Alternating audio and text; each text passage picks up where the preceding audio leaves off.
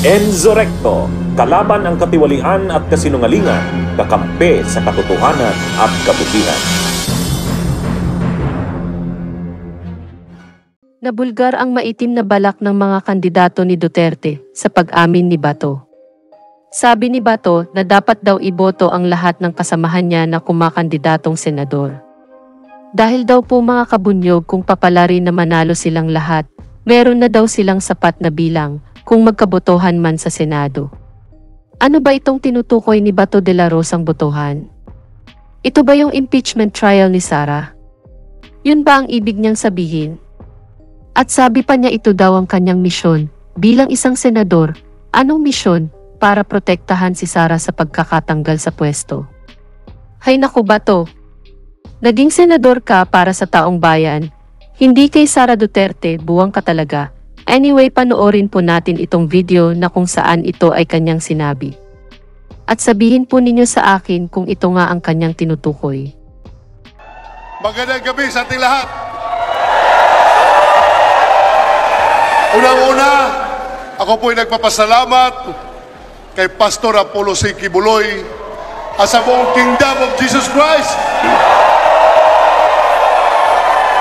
for inviting me here sa kanyang kick-off rally. Maraming salamat po. Alam po ninyo, magkwento lang ako sa inyo konti. Last week, nung meron akong event na pupuntahan sa Baguio, hindi ko kinayang magmotor papuntang Baguio dahil short talaga sa oras. Ako'y nakiusap sa isang kaibigan ni Pangulong Duterte na may-ari ng helicopter na kung pwede sana, baka pwede na akong ihatid doon sa Baguio, tapos iiwan na lang niya ako doon. Balik na siya. So yun, pinick up ako sa Kawit, Cavite, nilipad ako doon sa Baguio. Pagbaba ko sa chopper sa Baguio, lumipad ulit ang chopper pauwing Manila. At sa kasamang palad, yung chopper at yung piloto ay nalaglag at namatay yung piloto. So, iniisip-isip ko, bakit hindi nalaglag yung chopper na apat kaming sakay paakyat sa Baguio? Bakit nalaglag siya nung isa na lang ang piloto na lang ang sakay, pababa pa? So, I realized na siguro nga, meron pang misyon si Lord para sa akin dito sa mundo. At ang misyon na yan, I am sure, gusto niya ipagpatuloy ko yung aking laban. Ating laban, hindi ko ito personal na laban. Laban natin lahat ito. Laban sa druga, laban sa kriminalidad, at laban sa korupsyon.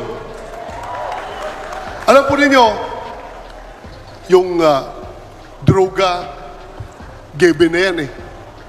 Basta bigyan natin ng tsansa, sigurado yan. At kung atin ang Malacanang, kayang-kaya natin yan.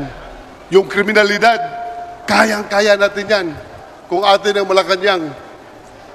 Pero ang korupsyon, yan ang pinakamahirap na misyon na binigay ni Lord sa akin. Alam nyo, kahit anong objection gagawin ko, maubos niya ang aking kakasigaw ng objection, Your Honor. Objection, Mr. President.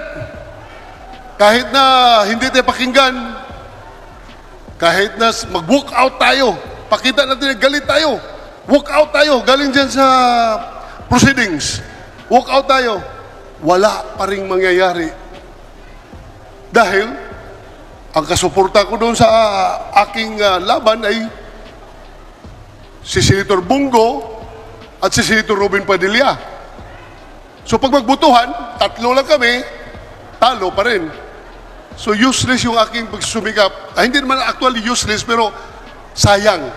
Hindi siya talagang hindi natin nakuha ang ating kagustuhan.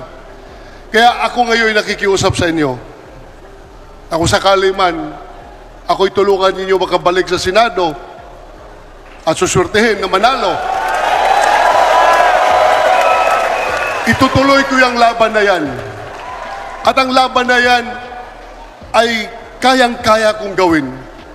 Kung aside from Senator Bongo, Senator Robin Hood Padilla, idagdag po ninyo lahat itong kasama natin dito. Imagine ninyo, kung ang Senado ay mapupuno ng tao na kagaya namin, itong lahat na andito ngayon, makita mo, kung yang mga tao na yan makaupo sa Senado, tapos ang problema ng Pilipinas. Maraming salamat! Magandang gabi sa ating lahat. Thank you! Ano daw sabi ni Bato, pag binoto daw silang lahat matatapos na daw ang problema ng Pilipinas?